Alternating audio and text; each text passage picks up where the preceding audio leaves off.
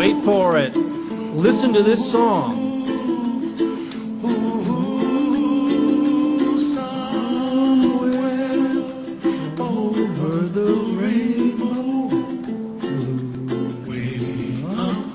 I love that song because it tells a fantasy about somewhere over the rainbow. Everything's going to work. Everything's going to be perfect. Let's talk about something in our individual lives which disables that perfection. First slide. Does anybody out there eat in their car besides me? Every time I come home from a long trip, my wife says, okay, let's check out that car. There'll be soda bottles. There'll be water bottles. I love Gatorade. There'll be my apple liqueur I didn't finish. There'll be burger wrappers, stray fries that I didn't get into the trash bag. I am a walking disaster in a long drive. Here's the deal. What's going on in that car? My proposal and my submission to you is that we all need to control bacteria in our car. You see those two slides right there on the left? Those two individuals are doing what we all do, grabbing a bite to eat while you're getting somewhere. They are eating their food, but guess what they're also doing? They're distributing food ingredients all over the interior cabin of that vehicle. On the right-hand side, the same situation. She is both driving and eating. Now, those on the left could have been parked. Most of us drive to get somewhere, so we're multitasking. I've heard that before. I've done it. Here's what we're going to talk about. What we're doing is we're actually cultivating bacteria inside our cabin where we spend a lot of valuable time. Let's take examples. We swab your steering wheel, what are we going to find? There's a possibility we might find E. coli, salmonella, or listeria inside the steering wheel, the handbrake, your turning device for the shifting of gears. Half of all car owners are admitting dropping food and drinks on the seats or around the environment. What does that mean? We're going to talk about it in a minute, but I'm going to tell you right now, this is the precursor to our warning this day. What do bacteria need to live? They need a place to live. They need water. And they also need food. And guess what you're providing for them? All three. 25% of all people that have vehicles and they eat in the car don't do a deep cleaning on their car every 3 months like they should. Only 25%. So as you think about it, most cars that you'll get into will be contamination zones. Next slide. We talked about that just a minute ago. I kind of jumped the topic, but I want to review it. And repetition is part of learning. That is, you're giving them, the bacteria, food that you're dropping, a place to live, and water. The graphic on the left is me driving. That's not actually me, but that's how I feel sometimes. I'm eating and driving. I throw my debris on the passenger side of the vehicle. I should clean it out every time, but I'm just driving like a crazy guy to get where I'm going. On the right-hand side is kind of a graphic illustration of what I'm doing. All those bugs are living in there. And some of the temperatures here in the Central Valley of California reach over 100 degrees, believe it or not, 110, 111. So that's what's known as temperature ranges to grow organisms. So they live in that environment. I turn on the air conditioning just for interior because I don't want more hot air coming in. And I'm blowing that bacteria back at me and anyone else that's in the car. Next slide. What is the cycle of car bacteria? Well, it's us. We're a major element of it. We don't clean, just like that lady on the left. That's a British vehicle. You can tell because he's driving on the right. But you look at all the debris. Not only those bottles having the saliva bacteria from you, but they're also growing in their own environment. Look at that car seat in the back. We'll talk about yeast and molds, how that affects people, and that accumulation of garbage. And garbage includes food. It includes chemistries. You know, with some of those bottles, I keep a bottle of water in my vehicle all the time because I drive in the desert, I live in a hot area, and when the sun rays go through that bottle, the outer lining, they're going through and breaking down that plastic and merges in. That's a different topic. But all of that combines into a unique study of cross-contamination. Next slide. Well, guess what? We have pet friends, don't we? Some of us consider our dogs and cats and other critters who are part of our family. Wherever we go, they go. We modify our vehicle such that they can be accommodated. Now, if you look at that first picture on the top left, you see Rover there in the back. Then in the next picture, you see cute, adorable little wire-haired terriers. who are enjoying their drive just as much as you do, or they're waiting in the vehicle. My dad used to tell me when I'd get home from school, hey, your dog left a surprise or a gift for you in the living room. And after a while, I got used to and I understood what he meant by a gift. It was a little excrement, urine, or it could have been feces.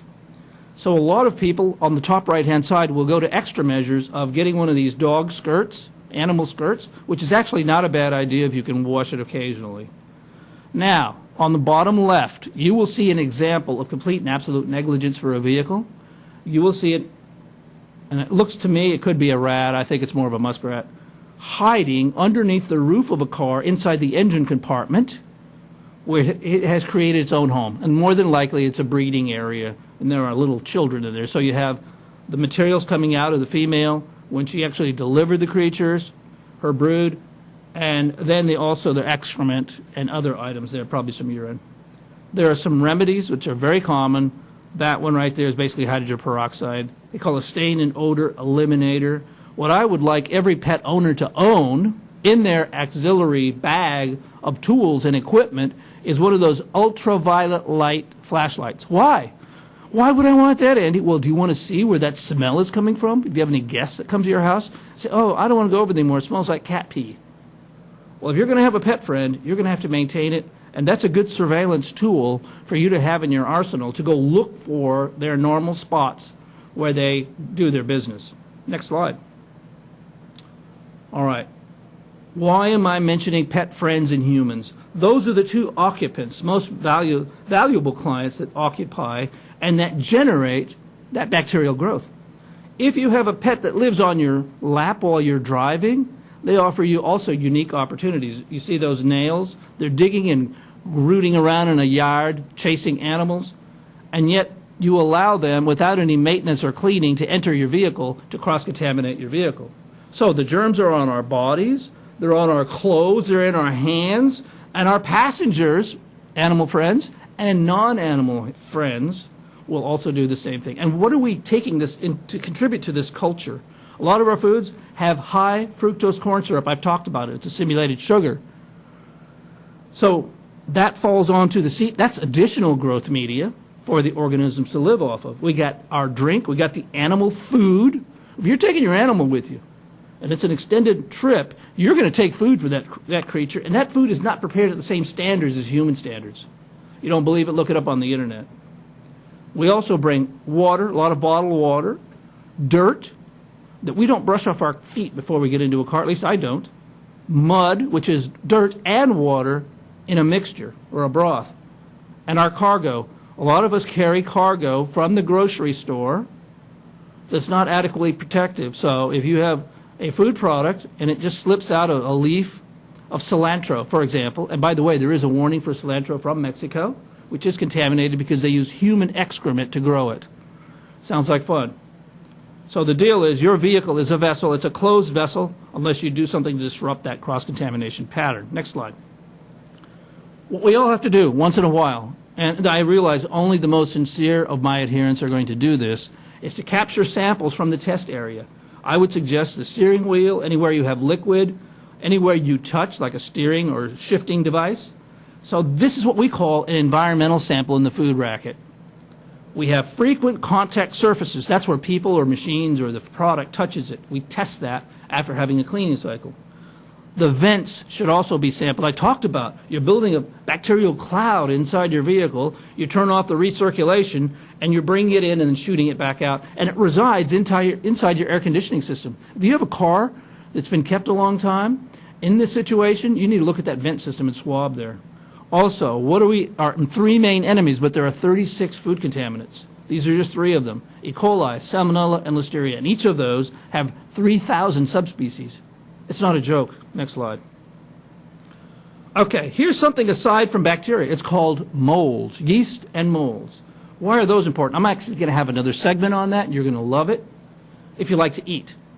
But what we have is an environment. Again, if you have a humid vehicle, even if you're in a very snowy, cold environment, your vehicle is nice and toasty and warm. But what's going on inside that vehicle is you're growing another culture of these organisms that are completely different. And you can see it sometimes. If you get in an area where there's a lot of moisture and you tromp your big old boots in there, and the next thing you know, there are bacteria because it's warm. And you might say, oh, it's freezing outside, it's snowy, it's icy, Andy. No, but once those examples or those samples start to defrost inside the toasty vehicle, you're going to have mold. So there's an English study, University of Nottingham. It's tested bacteria, yeast, and molds, and viruses. Don't forget about viruses. They're a unique life form.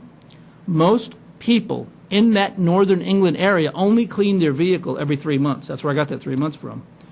And it just gives the organisms time to multiply. Most organisms will need to grow about 3 or 4 days, some 7, and then your vehicle will be a cesspool. Next slide. All right, here are my suggestions. I'm going to spend a little bit of time on this. I believe that every vehicle should have antiseptic wipes. They should be kept in that alcohol broth that they come in, a snap cap, so you can close it so it stays moist. There's nothing worse than getting a towelette that's dry.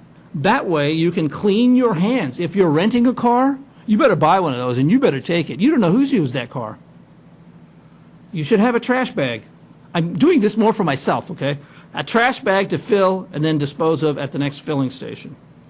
You should use it. It should be in a convenient location. If you're by yourself, I need to take an entire trash receptacle. Don't eat or drink in the car. For me, that's impossible. For you, you could probably do it. If you do eat, contain the trash. Clean your hands. Clean all surfaces. Those little wipes are great for your hands and the area where you have a spillage. Deep clean the auto every 3 months. You could take it to a detail shop, but what I'm saying here is when you get that vehicle, smell it. Don't touch any of the surfaces you don't have to. Thank you very much. Look forward to the next segment.